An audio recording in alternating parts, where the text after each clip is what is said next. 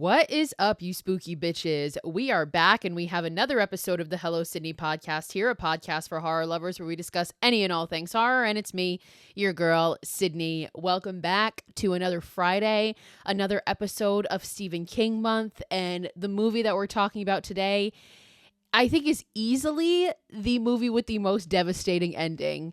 Probably in cinematic history, but especially this month. There is another one that's kind of devastating. There's actually, damn, Stephen King has some devastating endings, man. Like if he stuck to killing Tad into Cujo, that would have been absolutely devastating. The ending of Thinner, which we're talking about next week, I think is devastating. I think the book is worse. Yeah, the ending of Pet Sematary was pretty devastating. But the crazy thing about this one, The Mist, is Stephen King actually didn't even write this ending. However, it is historically known as one of the just most gut-wrenching, devastating endings of all time. I don't even think that just goes for horror cinema. I think that goes for cinema in general, and it absolutely deserves that title. And we're talking about The Mist, and The Mist is actually based on a short story by Stephen King. It was a novella, and it was adapted into a screenplay written and directed by Frank Darabont. And now there's been times before where I have said that I think the only person who should be allowed to adapt Stephen King novels is Mike Flanagan, and I am absolutely wrong in having said that because Frank Darabont has made the single-handedly greatest adaptations of all time. And that's me saying that to my Mike. Like, I love you, Mike. But Frank Darabont wrote and directed both Shawshank Redemption and The Green Mile, which in the scope of things, my top 4 favorite movies of all time really aren't even horror movies, but both of those are in there. It's literally like Titanic, Shawshank, Green Mile, and I don't know, maybe Life of Chuck. Life of Chuck is like top 4 material. So Mike obviously does a great job as well, but Frank Darabont just makes these absolute epics and these just like Oscar-worthy films from Stephen King adaptations. So The Mist was actually the third novel of his story of his that he adapted. And the two of them were actually like personally friends. That's how we even got into this business, because the first movie of his that he wanted to make was Shawshank Redemption. And Stephen King, thinking, because that was a short story as well, Rita Hayworth in the Shawshank Redemption, he was like, oh, that's not going to go anywhere. Here, I'll sell you the rights to it for $1. He got the rights to that movie for $1, and it ended up being like one of the most amazing movies of all time. It still to this day, I'm pretty sure, has the highest rating on IMDb for a movie ever, and it deserves it. Shawshank is a perfect movie. So Frank Darabont went from Shawshank to Green Mile to absolutely incredible, gut-wrenching cinematic masterpieces, and then he went into The Mist, and what he did at the end of this movie, honestly, I believe changed cinema forever. Like, I'm not even trying to be dramatic. Like, his ending of this movie changed cinema. And I'm sure, like, a lot of people, if you haven't even seen this movie, you probably know what the ending is. Like, I feel like it's that well talked about. But for those couple people who might not know what you're about to get into, buckle the fuck in, because this is nuts. So without further ado, let's get into The Mist. So The Mist came out in 2007, and it's about 2 hours and 6 minutes long. And the craziest part about that is Frank Darabont's shortest movie. That's his shortest movie, 2 hours and 6 minutes. It has a 7.1 on IMDb and a 73% on Rotten Tomatoes. So both critics, again, align on both sites. Like, that's pretty much the same score. I think it deserves a little bit higher than that solely for the ending, because I think that was such a ballsy and incredible and memorable thing to do. So the movie opens up and we're getting this like old-timey kind of music, and we see this guy, and his name's gonna be David Drayton, and he's our main character. He's played by Thomas Jane. Frank Darabont also is the person who adapted The Walking Dead for screen as well, which I forgot about until I was reading about this. So you're going to see a lot of actors in this movie that you will see in the Walking Dead series if you ever watch that. And Thomas Jane, Frank Darabont actually originally wanted him to play Rick Grimes, but I think he like turned it down, or there was a scheduling issue or something, but he was supposed to be in it as well. But he's playing our main character, David Drayton, here, and he's an artist, and he's painting. It's going to be like a cover for a novel or a movie or something. So he's painting, and we see that he's painting the gunslinger from Stephen King's Dark Tower series. So I love that Frank Darabont just like throws these little Easter eggs in there, because I haven't read all of the Dark Tower series because I'm reading all of them in like chronological order, but everything serves the beam from what I hear. Like everything comes back to the Dark Tower. Like the Dark Tower is the main point of the Stephen King universe. But so we see him drawing this, and I love this moment because in the background we see a poster for The Thing by John Carpenter, and people have speculated that the reason that that's put in there is because John Carpenter also directed The Fog. So like this is like an homage to The Fog because this is The Mist. So kind of similar in terms of obviously like The Fog and The Mist are the same, different in terms of what comes out of The Fog and The Mist. John Carpenter also did another Stephen King adaptation, Christine, which we did not talk about this month, but we will talk about when we do another Stephen King month because there are so many more movies to cover. But anyway, we see this guy and he's painting this picture of the gunslinger, and suddenly the power goes out and there's this storm outside. We can hear the thunder, and we see David downstairs with his wife and his young son, whose name is going to be Billy, and they're looking out the window at the storm, and suddenly upstairs in his studio where he just was, a tree bursts through the window, and now it's like raining inside and it's just chaos. And eventually we cut to the next morning and we see that the storm has lifted this tree up in front of their, like in their front yard, and that's the one that went through his window, and it destroyed that painting that he was doing, the gunslinger painting. So he's all upset about this, and he starts talking to his wife about like all the stuff he's got to go get. He's like, I'm going to go to the grocery store and I got to go to the hardware store so I can patch up that window, and we're safe. That's all that counts. Like it's just stuff. It's fine. So their son Billy calls them over because they live kind of on like a little lake, and he calls them over to look at the damage of the boathouse because it's been completely crushed by a tree, which apparently is his neighbor Norton's tree, and he had asked Norton to cut that tree down before and he didn't, and now it's crushed his boathouse. So like he's a little upset by this.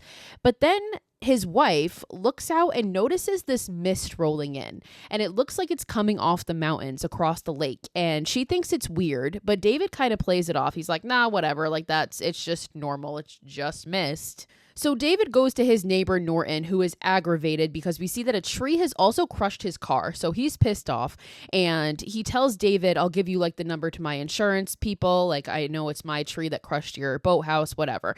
There's some tension between the two of them, and you can kind of tell that immediately off the bat. And he ends up asking David, like, hey, are you going into town? Like, I could use a ride because his car is crushed. So they end up driving into town together, and they see these military trucks going the opposite way. So as they're going into town, these trucks are going the opposite way, and they kind of look at it for a minute and think it's weird, but they continue on. And David is like, you know, there are these conspiracy theories about what they do up there in the mountains. And Norton kind of doesn't believe the conspiracies, but they do talk briefly about what the military is doing in their project up there in the mountains. So eventually they get to town. Billy is with them as well. And Billy and Norton go into the grocery store while David tries to make a phone call, but the phones are dead. And he's on a payphone, but the phones are down. And eventually he goes into the grocery store. It's packed because everybody has the same idea, like the storm has passed and the power's out in the grocery store, and there is a backup generator, but only to keep the food cold. So like the lights are out, and David runs into one of these workers. I think it's the assistant manager, actually. His name is Ollie, and he says, good morning to Mrs. Carmody.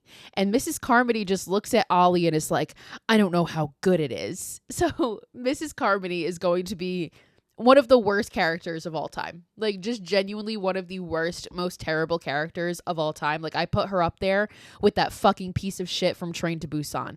And like, Stephen King writes religious crazy people and like religious fanatics so well and makes them so easy to hate, because like we have Annie Wilkes, who is not even near the level of religious fanaticism of like Margaret White and Mrs. Carmody. Like, the two of them, they'd be besties, and I would fucking kill them both. For legal purposes, that is a joke.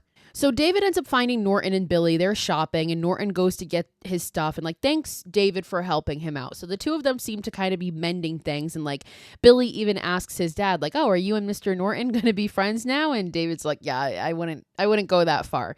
So as they're shopping, we see three military guys walk in. They're like these younger guys, but they're in their like military uniforms, and they talk about how the bus is leaving in 30 minutes, so we have to split up to get what we need. So they split up and they go shopping, and we cut back to little Billy, and he says hi to Mrs. Repler, who's this older woman, and tells her about like the tree in the front of their house and everything. And now outside we see this military police vehicle pull up. And this guy gets out and he comes in and we hear sirens in the distance. Like police are driving by, ambulances are speeding by, and everybody kind of looks and pays attention. And Billy worries out loud about his mom. Like, I hope that's not for mom. Like, I hope mom's okay. And this military police officer comes in and he finds those three guys that are in their military fatigues. And I don't think it's fatigues. They're like dressed nicely. It's like they're in their blues. And the guy comes up to them and he's like, all the leaves are canceled. So you guys actually aren't going anywhere. I don't know why, but that's what they told me. And you need to meet me outside in 5 minutes. Like, he seems like he's stressing about something. And he walks out and these three guys are upset because they clearly were going on leave and like, no, the fuck you're not anymore.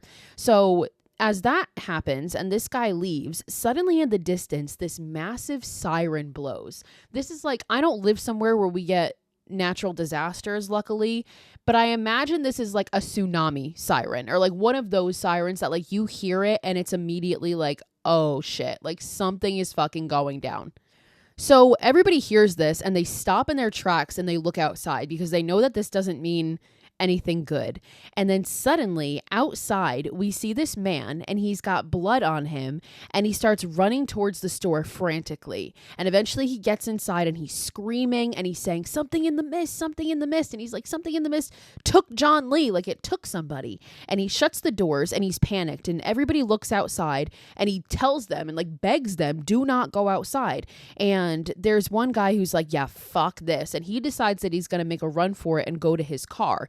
And at first, the mist has not rolled into the parking lot yet, but as he's going to his car, the mist is coming in the opposite direction. And eventually, it envelops him as he gets to his car. And we don't see what happens, and nobody can see him anymore because the mist rolls over him and it's very thick and dense, but they just start to hear him screaming.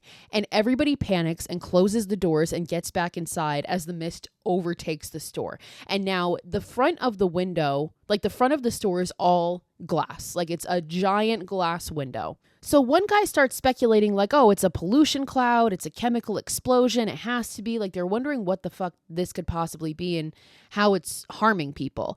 And they all kind of watch in silence as the mist rolls in. And Mrs. Carmody just immediately starts being a fucking crazy unhinged bitch because she's like, it's death. Like the way she's just fucking screaming. She's like, it's death. And then suddenly the whole place starts shaking. Like an earthquake hits and the whole place starts shaking. Everybody screams and gets down. Eventually it stops and everybody gets back up. And one guy says like, that was definitely an earthquake. And another one is like, no, like the mills probably blew up. So they're already speculating. Like nobody knows what to believe right now. And one woman who is never going to have a name, but she's played by Melissa McBride, who plays Carol in The Walking Dead. So this is, again, one of the many Walking Dead characters. And she never has a name. She's literally just credited as like the woman or like the woman with the children because she starts saying that she has to get home to her kids. And Mrs. Carmody speaks up and is like, it's death and the end of days out there. Like you can't go out there. And Norton, who is a very rational man, tries to calm everybody down. And the woman says, I have to get back. Like I left my 8-year-old looking after my younger son. And she sometimes forgets that she's supposed to be watching him. It's actually like a very sad moment. And you can tell everybody sympathizes for her, but nobody wants to go out in that after what they just saw. And they didn't see a whole lot yet, but they definitely don't want to go out there. And she's like, I told them I'd only be gone for a few minutes. And Dan, who is the guy that just came in running covered in blood, so he's seen more than what they've seen. He's like, for their sakes, do not go out there. And she continues to ask, like, is anybody going to help and see a lady home? And she looks at everybody. She's like, you to Norton, you to like this other guy. And then she looks at David and she's like, how about you? And David is like, I got my own boy to worry about. And nobody else says a word to her. And eventually she leaves angry, like she can't believe that nobody's helping her. And she looks back at them and she walks off into the mist. And we don't see her again until later. We do find out what happened to her. But David ends up taking Billy, who's crying. They go to the back of the store so he can calm him down. And eventually he sits Billy down with Mrs. Repler and this woman, Amanda. And Mrs. Repler introduces Amanda to David because apparently Amanda is new in town. She's teaching at the local school, so she just came here for the semester. And Ollie, who's the assistant manager, comes over and he tells them that Dan's nose has stopped bleeding and somebody gave him a Valium, so he's calm, which like, fuck yeah, knock me out in this situation. I've only ever taken a Valium once, and it was when I got LASIK eye surgery, because they were like, we give you the option to take Valium. And before the sentence even left their mouth, I was like, yes, give me as much as you humanly can without killing me. Like, I can't do eyes. And let me tell you, on that Valium, they were fucking lasering my eyes open, and I was just like, chilling. So I get it. So Ollie's kind of trying to take care of everybody, make sure everybody has what they need. And David asks him if he has a blanket for Billy. And Ollie is like, well, we have some like furniture pads in the loading dock in the back. We can use that. So David says, okay, great. So he gives Billy to Mrs. Repler. And there's another older woman with them as well. And he gets up and he goes to get these furniture pads, this blanket for Billy. And he tells him, I'll be right back. I'm going to get you a blanket. So David walks by, and in the distance, he can see Norton telling a group of people, like, we got to keep our wits about us. Like, again, he's very much trying to be very rational about this whole thing. And David ends up going into the back room, and Amanda, we cut back to her, who's with Mrs. Repler and Billy. She can hear Mrs. Carmody telling people that it's Judgment Day and you've done it to yourself by living a life of sin. And nobody is listening to Mrs. Carmody at this point. I think she might have one woman who's actually paying attention. So David goes into the back room, and he hears something at this sliding metal door, because that's where the loading dock is. So it's just this big sliding metal door. And he looks, and he notices that the door is like being pushed in, as if something is pushing on it from the outside. And it's like starts shaking too. So he runs and he tells Ollie, he's like, something is wrong. And with Ollie is this guy, Jim, who is like a Frank Darabont regular, because he is in The Green Mile and Shawshank. So a lot of people, like, you're going to see crossover between those two movies and The Walking Dead. So we recognize him from those. And he tells Jim, and he tells this other guy, Myron. And they kind of like think he's crazy. They're like, oh, it's probably nothing. Like, I'm sure it's just fine. And this clerk named Norm comes over. And Norm is this like younger kid. And they all tell David that, like, oh, you must have just had a scare, like, let's go check it out. So the five guys go back. So it's David, Ollie, Jim, Myron, and Norm. And they see that the generator isn't working, and they speculate that it must be something outside blocking it. So Norm, the kid, suggests, like, oh, I can go outside and just like get rid of whatever is blocking it. And David is like, no. Like, what? Do not go out there.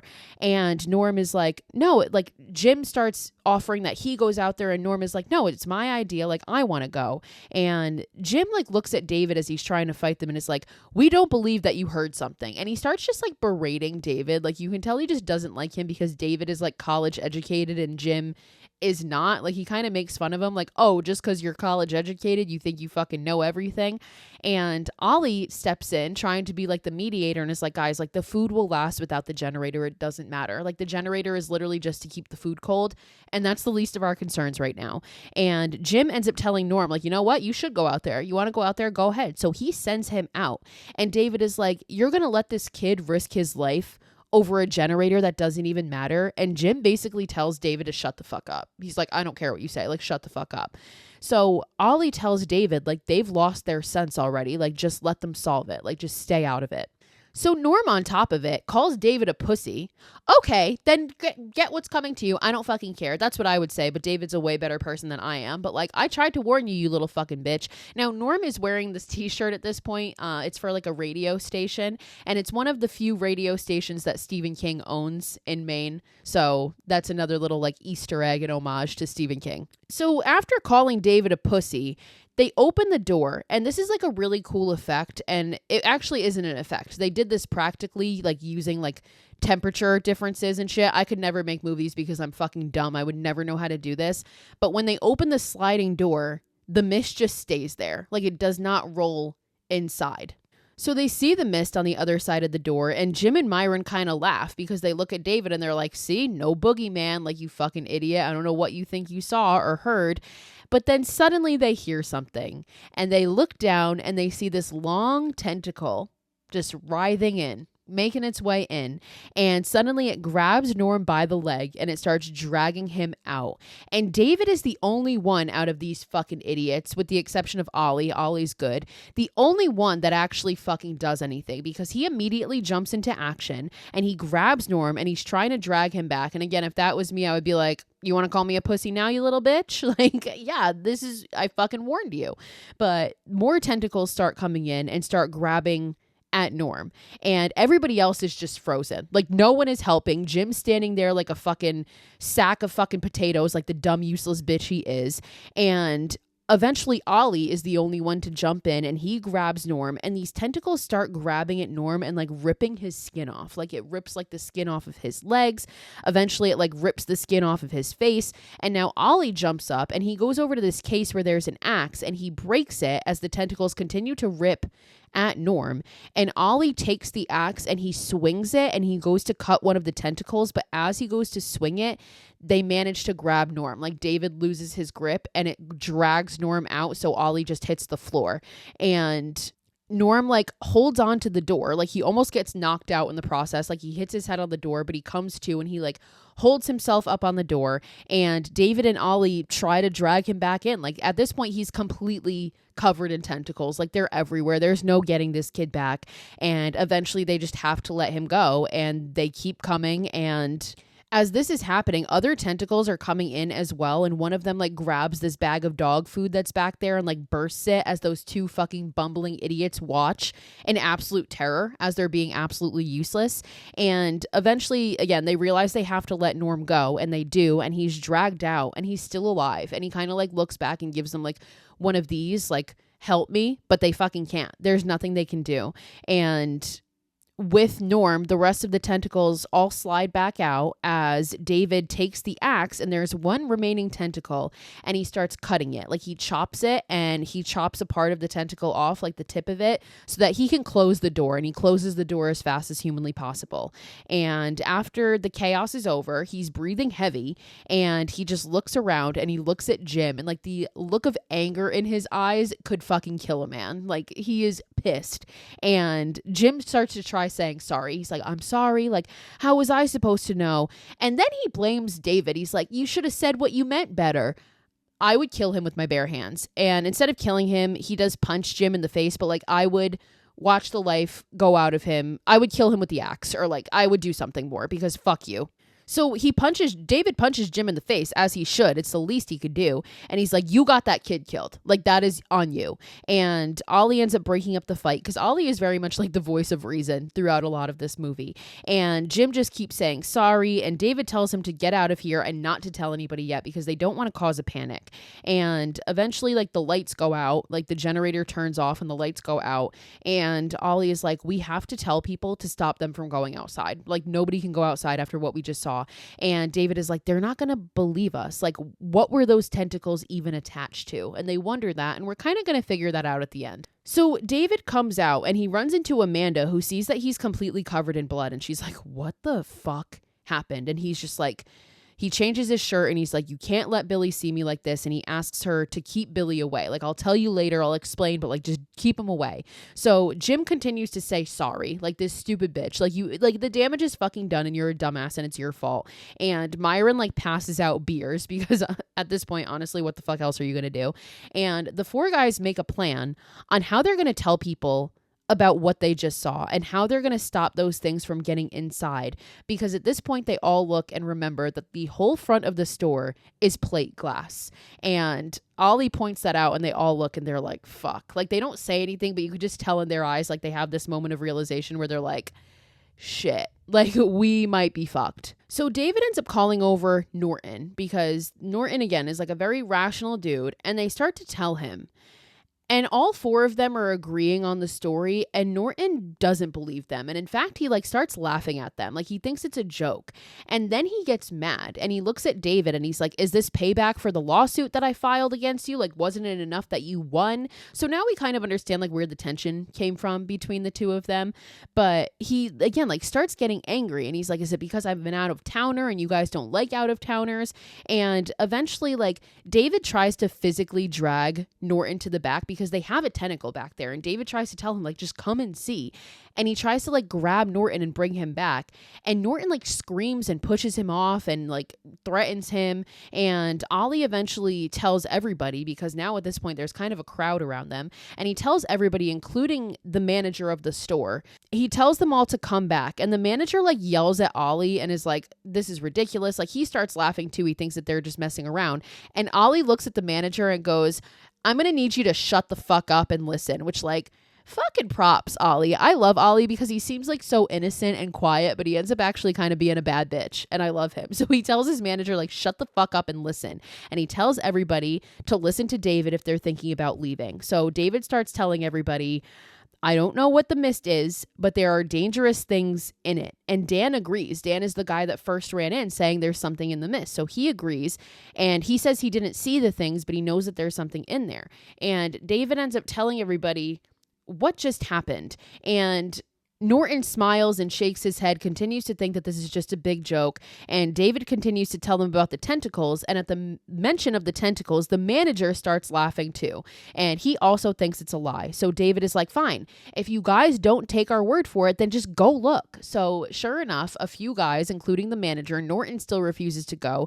The manager and another denier go back and they see the blood all over the floor, and they get to the door and they see the tentacle. And one guy takes a broomstick and kind of like pokes at it, and the thing moves like it's still alive, but then suddenly it kind of like bursts into smoke and melts into the floor.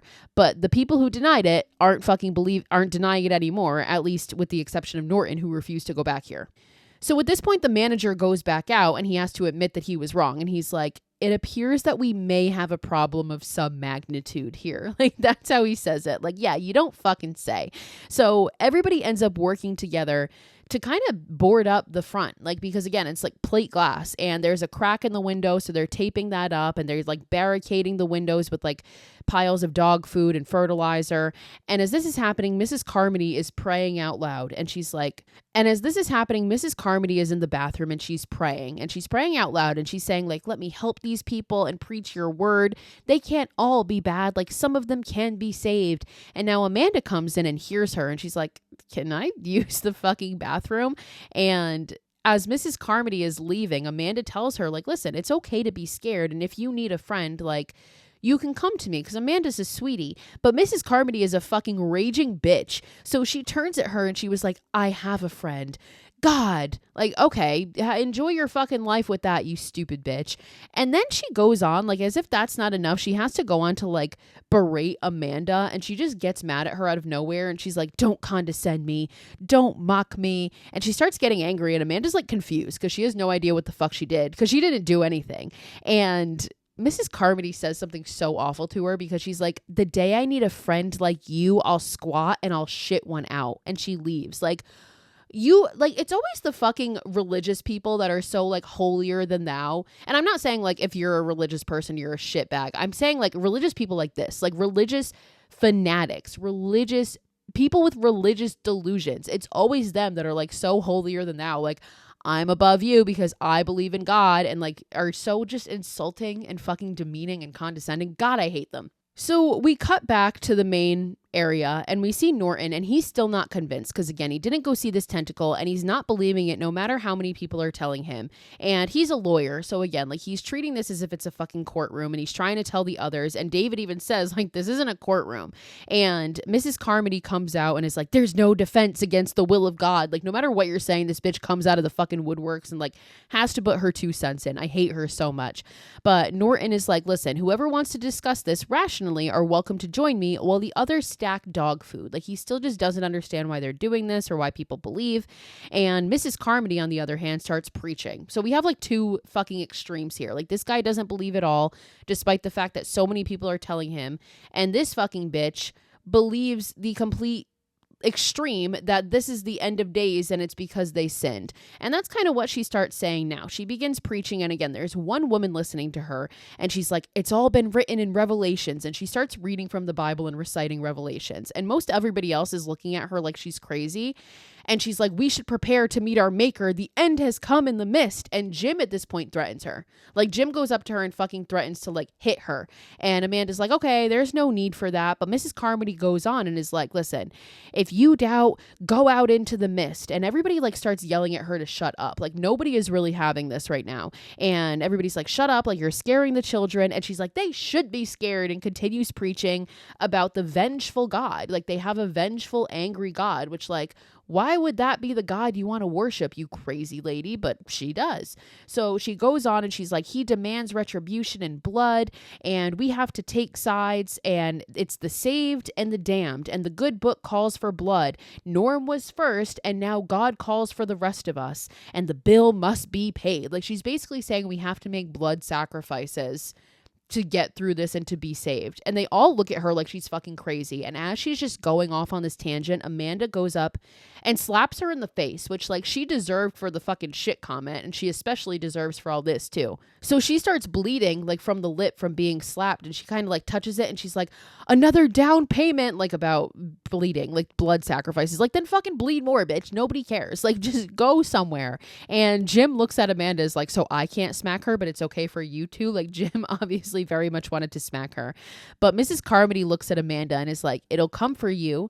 Tonight it's going to come, and it's going to take someone else. And when they do, you'll cry to God and beg me to show you the way. And again, everybody just looks at her like she's insane.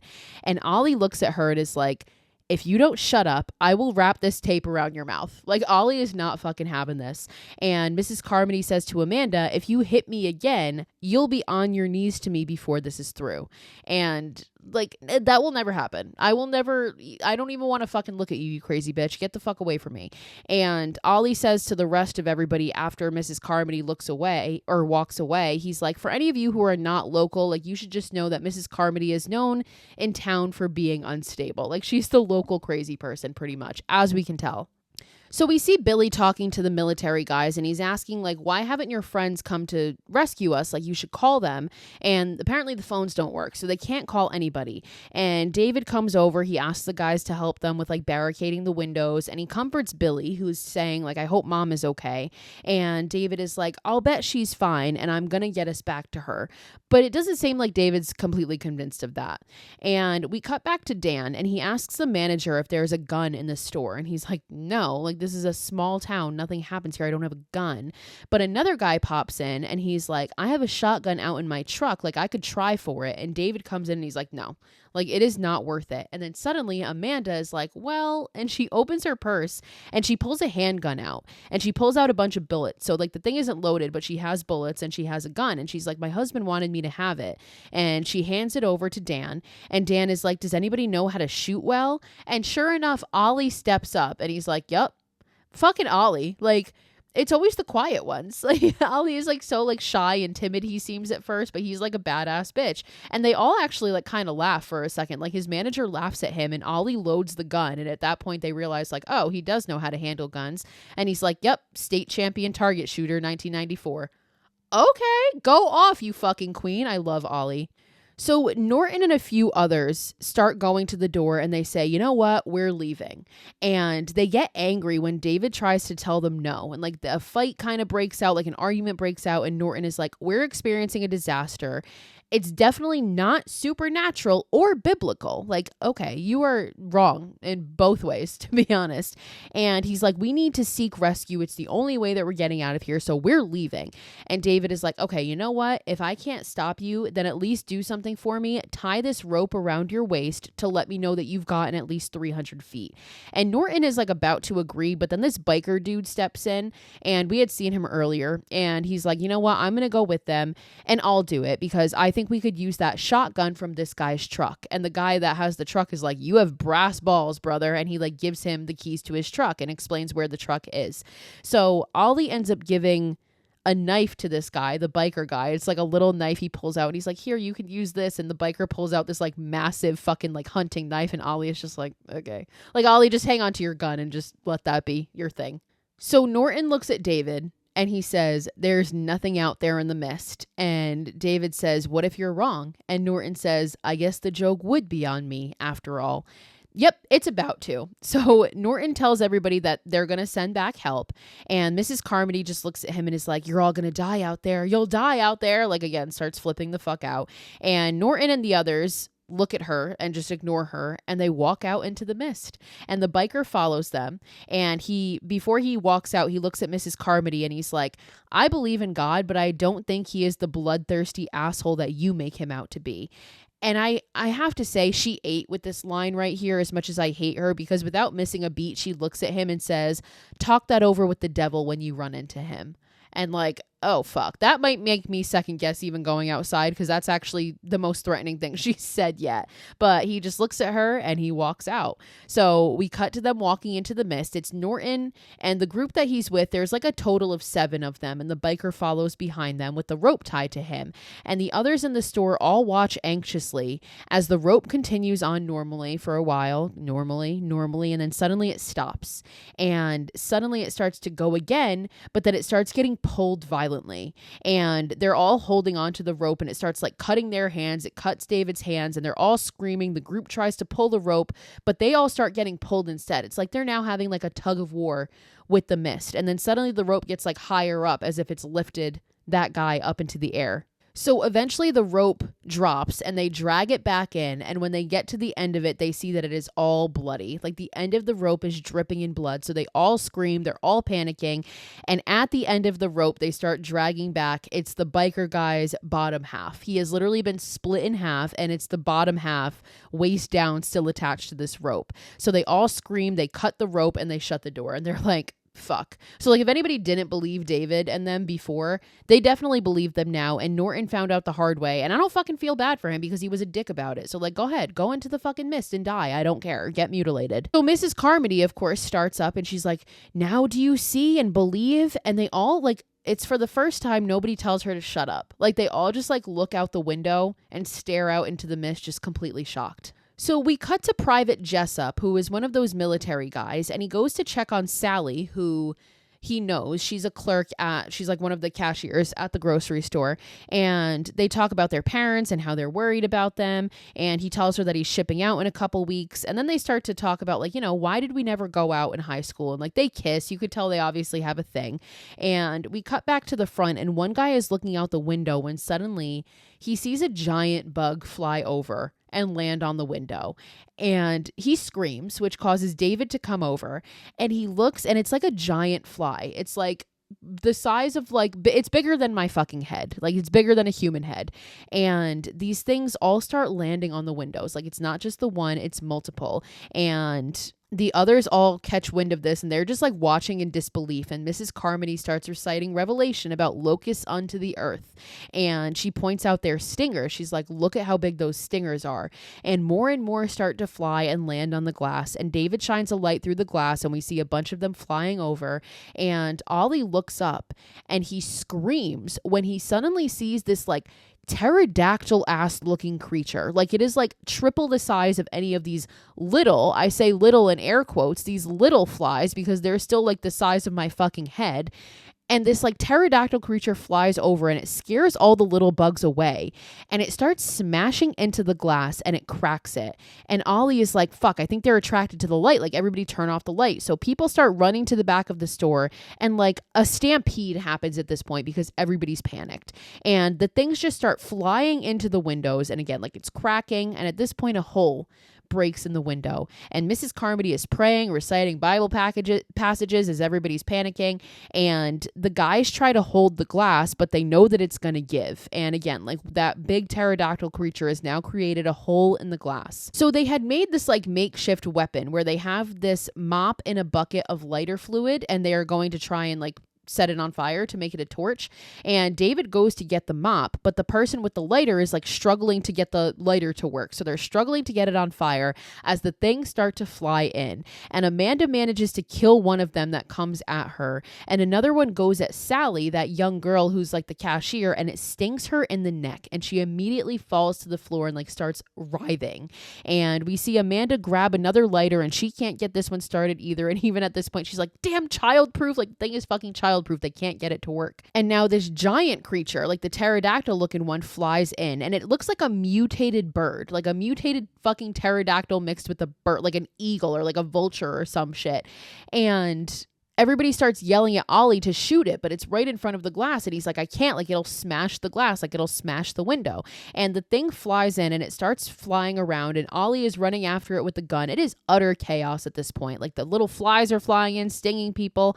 And We see like people beating the smaller bugs with brooms, like they're trying to fight them off as the big creature starts attacking one guy and like bites his neck out. And at one point in this scene, a guy falls against this bookshelf. And if you look closely, you can see every book on the bookshelf is a Stephen King book. So another shout out right there. Now, eventually, David is able to get the mop lit on fire, and he lights the bug creatures on fire. Like he starts lighting them on fire as they get closer. And as this is all happening, we see Private Jessup trying to comfort Sally as her neck swells up and she dies. Like she dies from this sting. And we see one guy like accidentally set himself on fire, so he's running around on fire. And David ends up like lighting the creature, like the bigger one, on fire, and it flies around the store on fire. Like it almost burns the whole fucking place down. It is utter chaos at this point. And David ends up like taking a broom and like beating the thing on fire to death. Now we cut to Mrs. Carmody and we see one of those smaller flies, again smaller even though it's the size of my head, but it starts climbing up the front of her body, and she stays very still and she says, "My life for you, my will be done." And the thing just like looks at her and it flies away. And she like laughs and praises the Lord. And now this is an interesting scene because right here where she says, "My life for you," that line is present in a couple Stephen King adaptations. The one, if you are a reader of his works, the one that you're going to recognize it from is The Stand, because they constantly are saying that to Randall Flagg, who is like the villain, like "my life for you." It's like culty, like he becomes like a god. So that's like a reference to that. But the point of it is like it's always spoken by like evil characters. Like it's always like evil characters who are worshiping Randall Flagg, this evil god. So like Mrs. Carmody is a fucking evil bitch, basically, is what I'm getting at here. And now this is a really pivotal moment because people see this happen. Like people are watching as this happens. Like one of the bugs lands on her, and as she's praying, the thing flies away. So people in distress are going to take that as like she might be a savior, like she might have the answers, when in reality, it probably is just the same principle as with regular wasps, like regular fucking bees. Like if you stay still, they won't hurt you. And the thing also was just like landed on her clothes, so it couldn't like feel or sense her flesh. So it flew away because she stayed calm. But people are going to see this, and this is like the turning point where we're going to see more people start to listen to her and start to believe her. David again is like still beating the creature that they set on fire, and another one of these bigger ones comes inside and it lands, and Ollie manages to shoot it and it falls to the ground and it's trying to fly away, but it starts walking towards Billy, who is standing in the fucking aisle like an idiot, like calling for his father. Like, your father is a little fucking preoccupied. Just get the fuck out of the way. So Billy turns and comes face to face with this pterodactyl ass thing as it's coming towards him, as it's like bleeding out but still alive. And the thing growls at him, and David sees this and manages to grab him away. And the minute he grabs him away, Ollie shoots the fucking thing again and it dies. Ollie doesn't miss. My guy Ollie does not fucking miss. So eventually we cut. The creatures are all gone. They all flew out. They all were killed. And everybody's just crying. Like they really understand like how dire this situation is. And David and Amanda look at Sally's dead body, and David wonders if they got them all, like if they killed them all, if there's any more in here.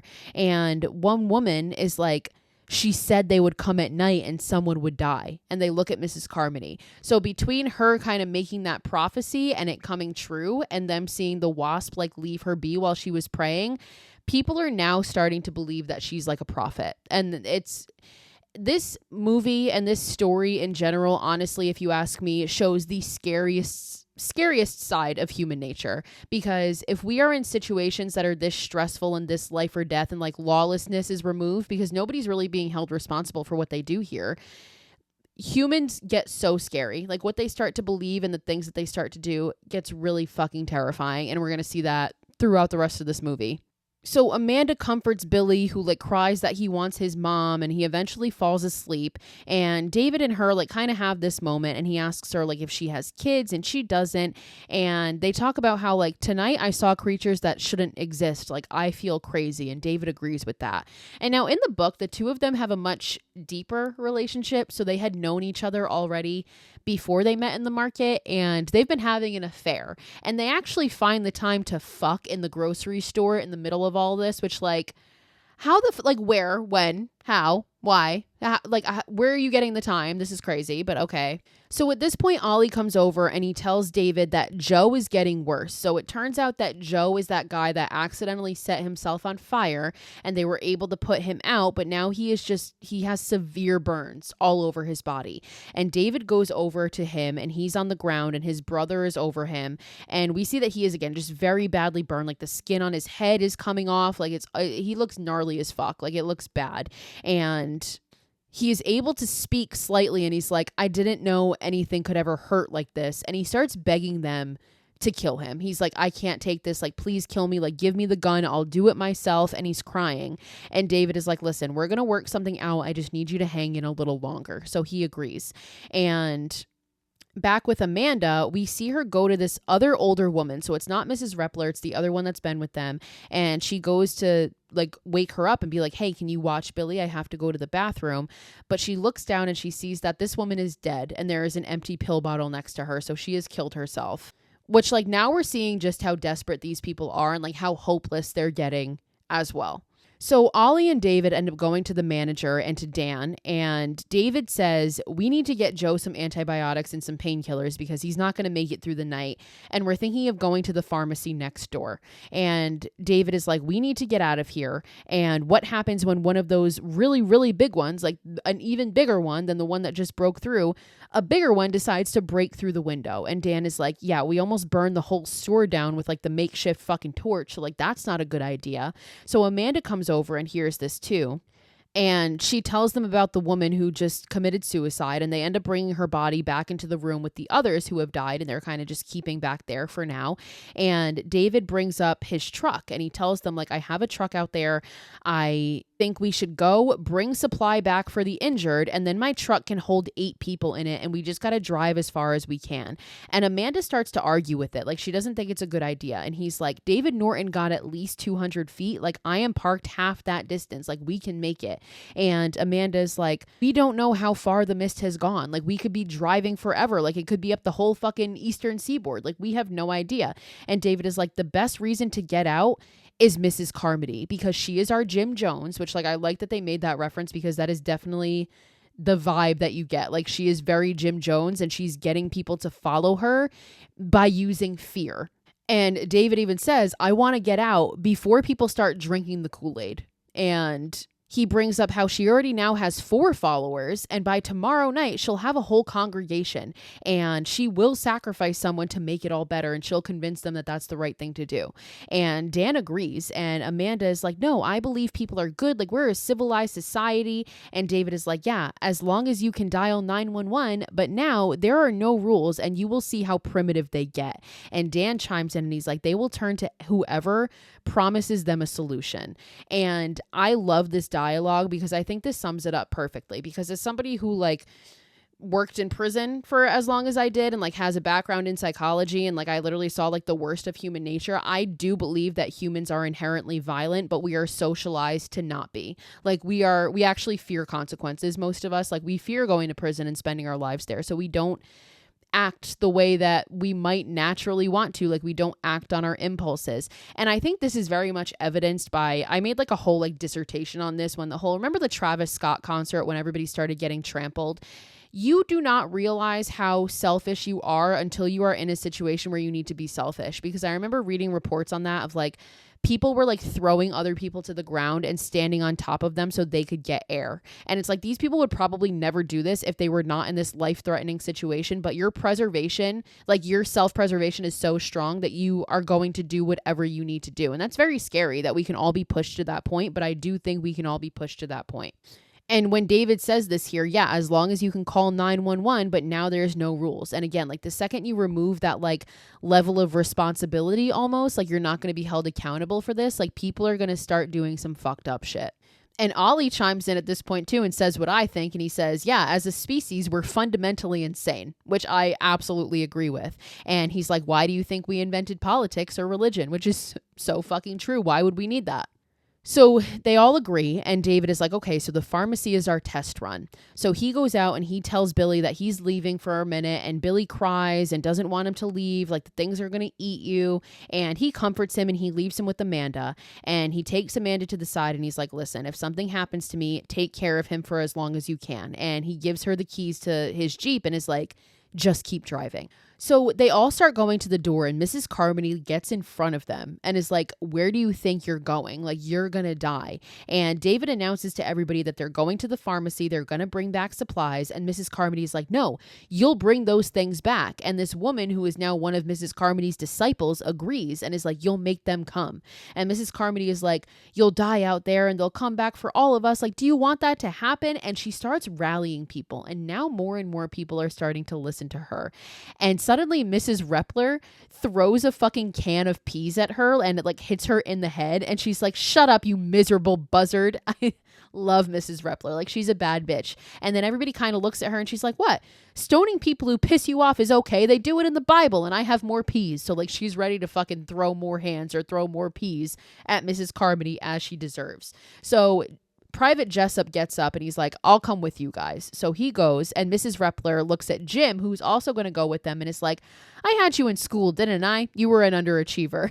And he's just like kind of like looks down at the ground, like he's not even going to argue with her. And she ends up going too. So Mrs. Repler is going with them. So David leads the group out as Mrs. Carmody yells at them, and they're all just ignoring her at this point. But they all slowly go outside and they start walking into the mist. And eventually they get to the pharmacy because it's just right next door. So they make it there and they go in and they see that the doors have been left open. So they wonder if something got in. Oh, did something get in? So Repler directs them to where the meds are. So they all start going back there. We get like startled when Jim knocks something over. And something I realized here, this is the first time I think I've realized this watching this movie, there's no music. And usually I don't know if I would be a fan of that, but I think it is so effective here because as they're walking through the store, it's just dead silence. And to me, it makes it even scarier because like as an audience member, you feel like you need to be completely silent. Like you have to stop your breathing. Like it's very eerie. Really no music in this movie until the end where it's like it's perfectly placed. So that's just another reason that I love this movie. I love the sound design. It's great. So they all start gathering meds in a bag when suddenly they hear this flittering noise and Dan tells them to hurry. He's like, hurry, I hear something. So they get a bag of meds and Jim agrees. He's like, I'm hearing something weird. And David comes over and they all look up and they shine their lights up and they see that the ceiling is covered in webs. And in the webs, they see a hand coming out and then they turn and they see a whole person. And suddenly one of the bodies that is tangled in the webs comes to life and it ends up being that military police officer from earlier. He's still alive and he is now in this web and he starts telling everybody sorry and he's saying help me, but then he starts saying it's our fault. And everybody's kind of confused and they're trying to get him down, but he starts shaking and he's like, I can feel them. And he rips open like the web and his shirt on his front. And we see that there are like all these boils on him.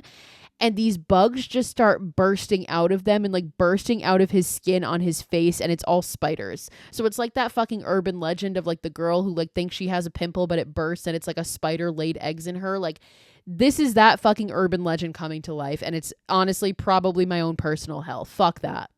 So as they're all horrified watching this, suddenly this big spider-like creature jumps out in front of them. Ollie shoots it, of course he does, because again, he's a fucking sharpshooter and he gets it. But then more start coming. And these things that are coming are shooting webs at them. And when the webs hit the floor, they burn like acid. So they shoot fucking like acid webs and they start shooting webs more and more everywhere. David manages to axe one of them. Ollie shoots another one. And then another one shoots a web that wraps around the leg of one of the guys that's with him. And it immediately burns his skin. And like it like wraps around his pants and his pants disconnect. Like his pants fall to his knees from where it wrapped. And his leg starts burning and he falls to the ground. And the guys end up wrapping his leg with a belt to stop the bleeding. And now the military police guy, who's still barely alive and shouldn't be, falls to the ground, and all of these spiders just burst out of him from everywhere. And now he's dead. And these little spiders start crawling everywhere. And another one shoots a web at another guy that's with him right in the face, so it kills him immediately. Another spider like drops out in front of Mrs. Repler, and she takes hairspray along with a lighter, and she fucking torches the thing. Like, she's a bad bitch too. She fucking torches the thing. And the group runs out, and they like leave the meds behind. So this was all for fucking nothing. They run out as one of the guys is on the ground getting devoured by spiders, and they drag the guy with the burned leg out the door. And as they're doing this giant spider jumps in front of them, and Ollie goes to shoot it, but he's out of bullets. So Dan jumps in, and he takes this like broken broomstick that he has, and he stabs it, and he like kind of lifts it in the air, like literally physically just throws it out of their fucking way so they can get by. So as they're going to get by, they look down and they see that the guy who has the burned leg is dead. So they're like, we need to leave him. So they leave him and they make a run for it. And Jessup like has to drag David away because he's still trying to help that other guy. And they all run back to the store. And we cut back to the store and everybody's looking outside waiting when suddenly they show up banging on the windows and they let them in. David runs in. He hugs Billy, who's crying. Jim is crying. And we cut to Mrs. Carmody preaching, and she's got a way bigger crowd now. And again, this is like the scariest part of this movie for me, is like how little time it takes for people to turn, and just like to turn on their morals that they've spent their whole life developing. That's the scary part for me in situations like this. Like, you think you know who you are, and then suddenly like you're in a situation like this, and that all will turn in a day's time. They've been here for what, 2 days? Like, it's very scary to me. We cut to David asleep, and he wakes up, and it turns out he like passed out after the pharmacy, and Ollie comes over and tells him that Joe died of his burns in the night.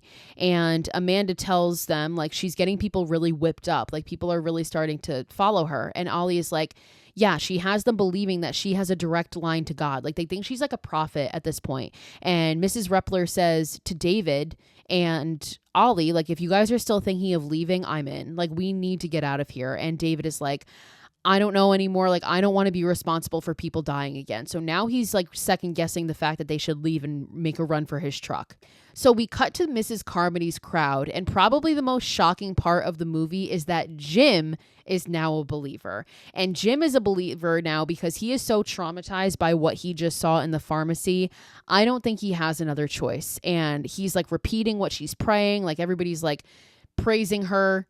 And Dan looks at everybody else and is like, he hasn't been right since the pharmacy. Like, something inside of him just snapped, and he's one of hers now. And Amanda at this point brings up, like, it hasn't even been 2 days. So I was wrong. It's been less than 2 days. And that's how little it takes for people to fucking change. Like, it's scary. Humans are scary. Human nature is fucking scary. So Dan looks at David and he's like, I think we should leave. Like, I still think we should go through with that plan. And Amanda actually agrees. And she's like, I would rather die out there trying than in here waiting. And David is like, okay, I just want to know what we're up against. So I'm going to talk to the soldiers, because you heard what that military guy said. Like, he said it was their fault, talking about the police officer that was strung up in the web in the pharmacy. So Mrs. Carmody continues reading the Bible as David goes over to find Private Jessup, and he asks where his other two military friends are, and he doesn't know. And David starts to ask him, like, what do you guys know about the mist? And Jessup at first denies it, and David kind of like keeps pushing. And we cut to Dan, and he's like, I wonder if your other friends are in the loading dock. And they all go back to the loading dock to check if those guys are there. And Jim watches them go in the back. Like, he watches the group go back there. And the group gets to the back. They call out for the other guys, and they see their jackets, and they look up, and they see both of them hanging. They have both committed suicide. And Jessup starts crying, and he's like, I didn't think they'd do it. Like, they said they would do it after I told them what the guy said in the pharmacy. And David looks at Jessup and he's like, it's the Arrowhead Project, isn't it? Like, it's some military fuck up, isn't it? Like, what were you guys messing around with? And as he's saying this to Jessup, Jim comes in and hears everything. And he grabs Jessup and drags him out and throws him down. And he starts saying to Mrs. Carmody and the congregation, like, it was them that brought down the final wrath upon us. Because now Jim, he's snapped. Like, he's a religious fucking fanatic now too, because it's the only thing that will save him from going insane. And honestly, like, again, don't take offense to this if you're a religious person. Like, I went to Catholic school for 14 years of my life, and my whole family's very religious, but like, that's why religion was invented. It's to give us this comfort of like, there's hope. Like, we can be saved. There's an afterlife, you know? And like, I do believe that to an extent. I'm not saying I don't, but a lot of religion really just comes from the fact that like humans are scared of death and like humans need comfort. So we've like created this idea that like, yes, there's an afterlife and there's something after this, when in reality, we don't really fucking know that. So Jim starts screaming about how it's all that secret shit on the mountain. Like, that's what brought down the wrath of God. So Jessup is like crying at this point, and he's like, it wasn't me. I'm not responsible. And Mrs. Carmody comes up and grabs him by the throat. And I don't know where the fuck she got this strength from, but you can tell that it's like hurting him. And she threatens to cut his tongue out and makes him tell them what they did. So Jessup is like, listen, I don't know, but I heard stuff. They thought there were other dimensions around us, and they wanted to try and make a window so that they could see what was on the other side. And Mrs. Carmody is like, well, it turned out to be a door, didn't it? And he's like, yeah, somebody must have like ripped one of the dimensions and their worlds came spilling through into ours. And like, it's not my fault. And Mrs. Carmody is not buying this. She's like, oh, it isn't his fault. And she like rallies what is now an angry mob. And they all call him Judas, and David starts trying to get through to like save this poor kid, but the crowd keeps him back. And Mrs. Carmody is like, we're being punished for going against the will of God. And now everybody is agreeing with her except for David and his small group. And she tells everybody that it's Jessup's fault, and the mob agrees, and the angry mob all grabs him as David again still tries to get through, but they hold him back, and Jim punches him in the face to get him back. So they all start throwing Jessup around, and one guy pulls out a knife and stabs him in the stomach repeatedly. And again, terrifying human nature, because most everybody around them is cheering for this. Like, they think this is what needs to be done. And they're all screaming like expiation, like fucking Mrs. Carmody's crazy ass was a little while ago. And they're all cheering this guy on. And Mrs. Carmody just starts screaming, feed him to the beast, let the abomination smell his blood. And David and his crew watch on helplessly, absolutely horrified, as they carry Jessup to the door, and they physically bring him over kicking and screaming, and they throw him outside into the mist. And now they close the door on him, and Jessup gets up, and they're holding the door closed, and we can hear something roar in the distance, and Jessup hears it too. And he turns, and we see this giant creature walking towards them, and he gives them like one final beg for his life. Like, he turns back and he looks at them through the window, and he's crying, and he just says please, and they do nothing, and he is pulled away into the mist by this giant creature, and he's gone. So Mrs. Carmody looks at her followers, her disciples, and is like, the beast will leave us alone tonight, and tomorrow we'll have to wait and see. And we fade to black. So when we come back, we see Billy, and he wakes up his dad, and he makes David promise him, like, please don't leave me again, and promise you won't let the monsters get me. And David promises him this. So we see everybody in the store for the most part is asleep, and Amanda wakes up, and David tells her it's dawn, and he looks at his son and he's like, are you ready to go home? And his son is like, yeah, obviously. And now Ollie tells them the groceries are up at the front behind this cash register, and we're going to take them. And he tells everybody who's going with them where the car is, where it's parked. So it's him, Billy, Amanda, Ollie, Mrs. Repler, Dan, the manager, and two other guys. So like, it's a decent group, and these are the only people left in the store that are not fucking insane and have not gone insane and lost their fucking minds and aren't praising Mrs. Carmody. And the group gets up and they start walking towards the door, and they look for the groceries where Ollie said they are, and they're gone. And they look up, and David sees this fucking stupid ratty ass bitch, Mrs. Carmody, and she is sitting there in front of the door with a knife, like trying to look threatening. Like, you just look like a fucking stupid bitch, if you ask me. And she's blocking the way, and she tells them that she won't allow them to go out. It's against God's will. And now her people start coming out of the woodworks and like surrounding, and we see that some of them have knives and weapons, so they're like willing to use force to make sure Mrs. Carmody's word is followed. Like, if she says they're not leaving, then they're not leaving. And she says, haven't I shown you I am his vessel? So I think through like what's happened to her, her delusions have furthered, and she truly believes that she is like a prophet and a vessel for God, and everybody feeding into it is not helping. So like, if you ask me, this bitch is just on a fucking power trip because she's finally like got some attention for the first time in her life, and for the first time nobody thinks she's insane. Like everybody's on her side. So she stands up, and this is probably the most disturbing part of this whole movie because she picks up this container of milk and just starts drinking it straight. And there is something like, it's such a small detail, but I'm so glad they put that in because for some reason it is just so unnerving to me. Like it's just gross. I don't know. I guess I'm a milk hater. I would never like drink straight milk out of a fucking glass bottle like this, but the way she's drinking it, it's just honestly foul to me. Like I think I just hate her. I think I just hate her at everything that she does.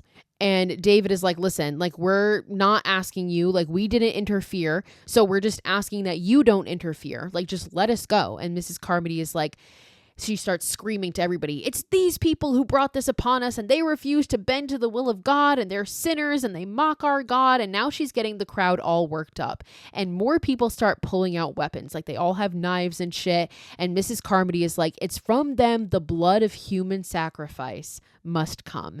And everybody starts circling in and approaching them. And David holds out a stick and Mrs. Carmody is like, we want the boy. Talking about Billy. Like, of course, of all the people, you have to pick the kid, you sick bitch.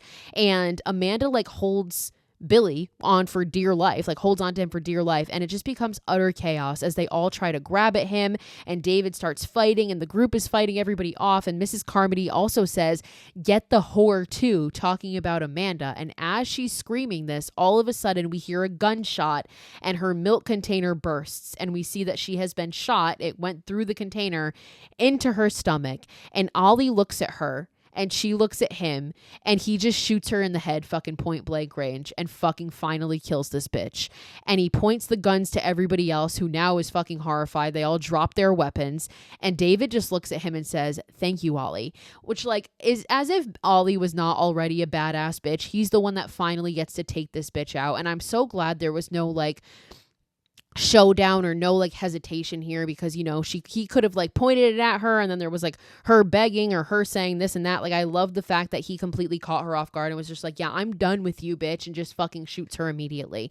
And it's crazy how like all of her followers immediately just like now don't know what to do. They don't have somebody to listen to and somebody to direct them, so they all just drop their weapons and they're like, oh fuck, now what do we do?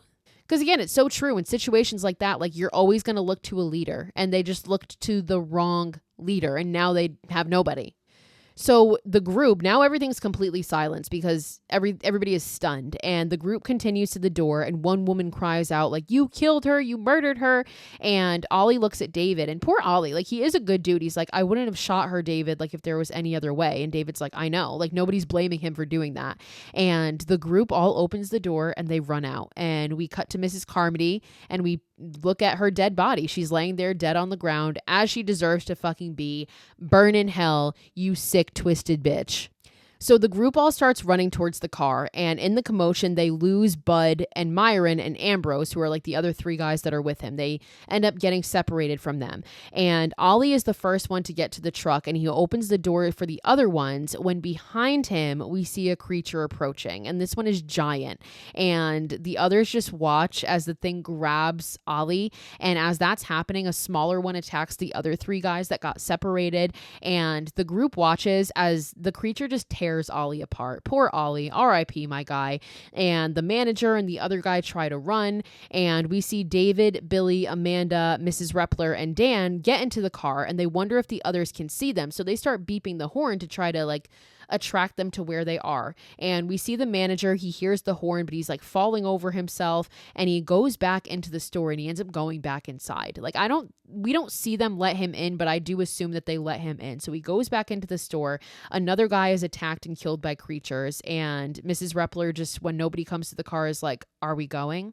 And David looks out and sees that when Ollie got lifted up and killed by this creature, he dropped the gun on the windshield, like on the front of the car, the front hood of the car. And he sees the gun and he gets out. And everybody else is like screaming at him, begging him not to do it. Like, come back in, get in the car. And he's reaching for it. He can barely reach for it. And we hear a creature screeching in the distance. And it comes towards him just as he grabs the gun and manages to get back into the car as the creature climbs the top of the car and down the back and kind of just flies away. So David starts wiping the blood off the windshield of the car and they start to drive away. And this is really the first time in this movie that we get music, because we get this very dramatic, operatic, beautiful music playing in the background as the car drives through the mist. And it drives past the front of the grocery store and everybody inside just like watches them leave. And you wonder what's going through their heads. Like, are like, oh, they're dead people, or like, oh, I shouldn't have listened to Mrs. Carmody. I could have gone with them. Like, you really wonder what's going through all of their minds. And eventually, like, they just keep driving and they drive past David's house and they hear the monsters roar in the distance and they see all these webs on the side of David's house and his wife's body is woven into them. So she's dead. She didn't make it. And David cries about this, obviously. And he's like, well, let's see how far this takes us. So Amanda's like, maybe we'll get cleared of the mist. Like, they're still kind of optimistic about this. And they continue to drive and they just drive past all this destruction. Like, there's highway signs torn down, like there's cars overturned, there's bodies everywhere, and they just keep driving. And at one point they hear this they hear these heavy footsteps, and every footstep starts to like violently shake the car, and they look up and they see this giant creature, and it's got like these long ass legs. It's got 8 legs like a spider, but then at the top of it, it has tentacles. Like, it is like a creature that should not fucking exist. And it kind of just like walks past them and it doesn't bother them. It continues by the car as they all just look up at it in disbelief. And like, this is the creature. So when he said earlier, like, what's on the other side of those tentacles, this is the creature that I think attacked Norm earlier. So this creature walking by is like a big point in the novella, and Frank Darabont almost didn't include it in, but eventually they hired this like FX company that was like, no, we want to make this creature. And when he saw what it looked like, he ended up putting it in the movie. And I'm glad that he did, because this is like really the first time where we see how massive these creatures are. Like, of course we've seen like smaller ones here and there, but like this thing is fucking massive. Like, it's truly threatening. So the group keeps driving until the car starts to stall, and it stops because they run out of gas and they're still in the mist, and they all look at each other and they just look hopeless. And Dan says like, well, we gave it a good shot. Like, nobody can say that we didn't. And in the distance, they can hear these monsters and these creatures roaring. And David turns to the group and they all kind of share a look. And this is a very tense moment, and a lot is said without being said. And he pulls out the gun, and again, like, nothing is said here, but there's kind of a silent agreement between all of them. And like, Dan kind of nods and the rest of them kind of just like look at him, and you can tell they just all agree. And David tells them they have 4 bullets, and Amanda's like, but there's 5 of us. And Dan starts loading the gun and he's like, I'll figure something out. And Amanda cries and she looks down at Billy, who's asleep, and nearby again we can hear the creatures growling and making all these crazy noises. And the camera pans to all of them and they're just sitting there silently and hopelessly, but also accepting. Like, it seems like they have accepted their fate. And we look down at Billy and he starts to wake up and he looks at his dad. And thank God we don't see this. Like, I think this would have been too much to actually see. So we cut to outside the car and we see the car parked there in the mist, and we hear 4 gunshots in succession. And we know exactly what just happened. And we hear David start to scream, and we cut back to inside the car and we know that everybody's dead. So we see David and we can see like Dan behind him slumped over and Mrs. Repler slumped over the other way. So we don't see Amanda and Billy, but of course we know that the 4 of them are dead, and he's got some blood splattered on him and he just screams hopelessly, like this guttural, feral scream after what he just had to do. And he takes the gun and he puts it in his mouth and he's pulling the trigger repeatedly because he wants to die. Like, he's begging that there is somehow going to be a bullet in there for him. And when that doesn't work, he angrily gets out of the car and he waits for a creature to come get him. And he literally is standing there for a minute and he's like, come on, come on. Like, he's screaming into the mist, just like begging for something to come take him. And nothing happens. And he starts hearing rumbling in the distance. Oh my God. I can't. This is it, guys. This is it. Because David looks into the mist and he's waiting. And out of the mist emerges a military tank. and all of these military vehicles as this operatic, dramatic music starts to play again in the background. And we see all these soldiers walking by and they're killing the creatures and they have these like blow torches and the mist begins to clear. And we see a truck of survivors drive by, and on the truck is the woman from earlier who left to go get her kids, and she is on this truck with her 2 kids. So it's like, had everybody just left immediately, they might have been safe. Like they might have been okay. And we see these soldiers with flamethrowers. They're burning the webs. And again, like the mist is clearing. And there's these helicopters flying by overhead. And David just falls to his knees in utter disbelief. And he wonders out loud, like, for what? Like all he says is for what? But of course, you know, this means like, what did I just do that for? Like I just killed 4 people, including my own son. For what? And he just cries and screams out to the sky as these soldiers approach him, and there's tanks and a bunch of other trucks of survivors driving by, and we fade to black as we hear David's guttural scream, and the movie ends. The most heart-wrenching, devastating, shoot you in the fucking heart ending of all time. Like there's other devastating endings, but I truly think this is the most devastating and the most accepting, because had they just waited another fucking minute, not even a minute, 30 fucking seconds, everything would have been okay. He would have lived. They would have all survived. Oh my God, we have to talk about this. Okay, so first of all, Frank Darabont had read The Mist, because again, he's a fan and a friend of Stephen King. So he had read The Mist, and apparently he had this idea of changing the ending to what the ending is for 20 years, because in the book, it's very ambiguous. Like the same group of survivors escapes, but they kind of just keep driving. Like it's left very ambiguous. They just keep driving into the mist in hopes that they're going to find something, and the book ends that way. And Frank Darabont is like, that's too ambiguous for a movie. However, Stephen King gave us the setup, because in the car with them, David does have the gun with 4 bullets in it, even though there's 5 of them. He just never acts on it. So Frank Darabont is like, I love adapting Stephen King things because I bring out his darkest thoughts, and I am not afraid to put them on screen. And I don't necessarily think Stephen King is afraid to do that either. I just think sometimes he doesn't get there. And I think with this one, like the setup was there and maybe he left it to be implied, but actually fucking seeing it is so devastating. And the thing that I love about Frank Darabont is he was so committed to exactly how he wrote this, that when he was hired on to direct this movie and when they brought it, he was like, the only way I am selling my screenplay and I am doing this is if the studio does not interfere and I can keep my ending. And they eventually agreed. But before the studio agreed, other studio approached him first and was like, we'll give you $30 million to direct this movie. Like that will be your salary, but we want to change the ending. And he was like, no.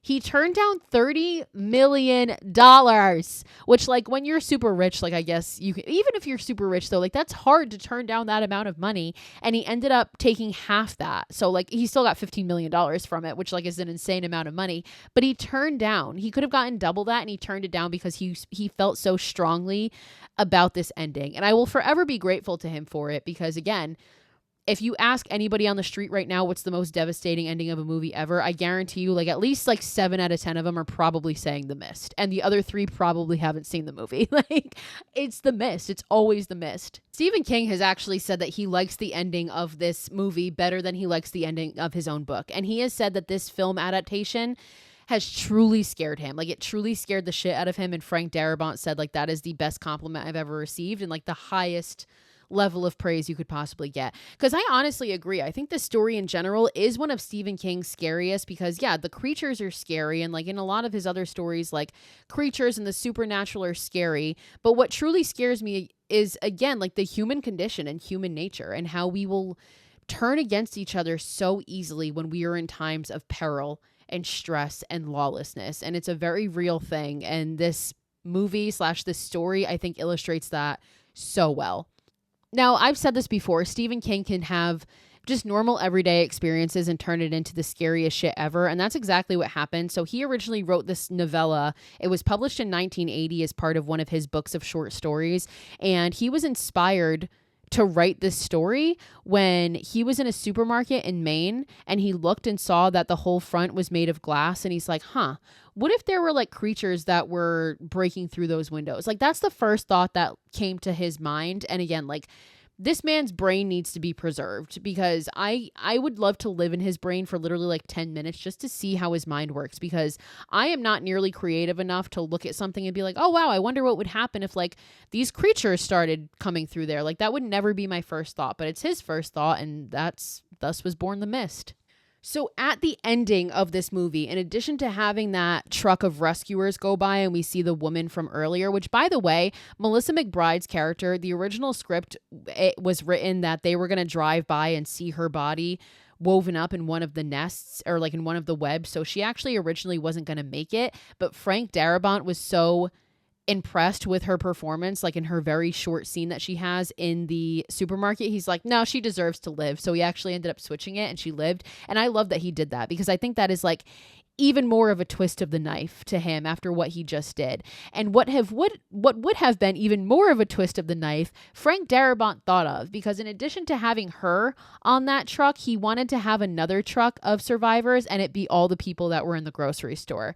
And the only reason that they weren't able to do that is because by the time he thought about it, all of those actors had already gone home and they just like didn't have the time or budget to get them back. And that's the only reason they didn't end up doing that. And I think that would have been too much. I think that would have been like, the ending is already too much. We didn't need that fucking final slap in the face on top of it. So I'm honestly glad that didn't even happen. So the original opening of this movie was actually supposed to be a lot different, because Frank Darabont's original ending, he wanted to have a scene where he shows the military project gone bad. So he was going to show like the dimension ripping open and like all the creatures coming through. And it was actually the actor who plays Norton, I believe, that talked him out of it. He was like, I don't think we need to necessarily show that. Like, I think less is better. And Frank Darabont like considered it for like a week. Like, he went back and forth on it for a week before he ultimately was like, no, he's right. I'm not going to include that. And honestly, I like that they didn't include that, because I like the fact that like you don't have an answer until really the very end. Like, when Jessup says that, it makes sense. And I don't think we need to see it to understand it. Like, I usually think that less is more. So I'm glad that that wasn't included. Now, there is a theory about this movie about Mrs. Carmody, and like maybe she actually is a prophet and she actually was right about the things that were going to happen, because at the end, right before she's killed, she demands that the next blood sacrifice is to be Billy, the son, and Amanda. And people speculate that maybe the reason that the mist cleared and this ended was because Amanda and Billy died. So like maybe that's actually what brought this on, and had David not done that, this wouldn't have happened. I personally don't agree with that theory, and I think people put together that theory to make it make more sense and to make it like more okay. Like, oh no, they had to die. There was a reason for it. Like, it's okay. Yeah, no, I don't believe that, and I think that it is just bleak as fuck, and they didn't have to die, and they would have made it. They all would have been safe had he just waited 30 fucking seconds. So that's The Mist, guys. Yet another Stephen King story with an absolutely terrible religious fanatic that I hate so much. Marcia Gay Harden plays Mrs. Carmody in this movie, by the way, and she does a phenomenal job. I hate her. Like, not obviously I don't hate the actress, but like every time I see her in anything else, I just am like, Carmody. Like, remember in fucking Fairly Odd Parents, every time he's like Dinkelberg, that's literally me with her, because I just hate her fucking character so much. But like, that speaks to her performance, that she's able to truly make people fucking see her and think that first. It's great. I hate her, but it's great. Shout out to Marcia Gay Harden. She almost actually didn't take this role because she's not a fan of horror films. Like, she didn't really want to do it. And it was also the actor who played Norton, I believe, that talked her into it. He was like, think of it more as like kind of like a religious fucking thriller or something like that. And when she looked at it in a different way, she was like, yeah, okay, I'll do it. So then we got her for The Mist, and I can't picture anybody else playing her. So it worked out. But yeah, that's The Mist. I am sorry if I devastated you, if you had no idea what was coming. That's it. There is no happy ending here. Absolutely no happy ending here. So that's The Mist. I'm very happy that I covered this one, because again, I think it is one of the most iconic adaptations, just in the way that it's adapted well, and it's adapted even better when you realize that like he gave the ending that I think Stephen King wanted to get at, and that's what we got. So that is The Mist for you. So by the time you guys are seeing this episode, I will be in Texas at Fantastic Fest. So I got to film the next 2 episodes and put those up before I leave too. So there aren't going to be any shout outs on Wednesday's episode for 1408, and we'll pick those up when I get back. But on Wednesday, we'll talk about 1408. And then on Friday, we're going to wrap up Stephen King month with Thinner. And I'm going to try and get the lineup ready for next month so I can give that to you guys in that episode too. Because next month is October, best month of the year. So we're going to do Halloween month, of course. So I gotta figure out what we're doing for that. But if you guys haven't yet given me a 5-star rating on Spotify, Apple, wherever you're listening to me, it would be super helpful. It pushes me out into the algorithm and finds other people to join our lovely little community we have going on here. So until next time, you guys can keep up with me. It's horror_chronicles on TikTok and Instagram. I post every day, so you can keep up with me there. And until next time, watch more horror movies and stay spooky, my friends.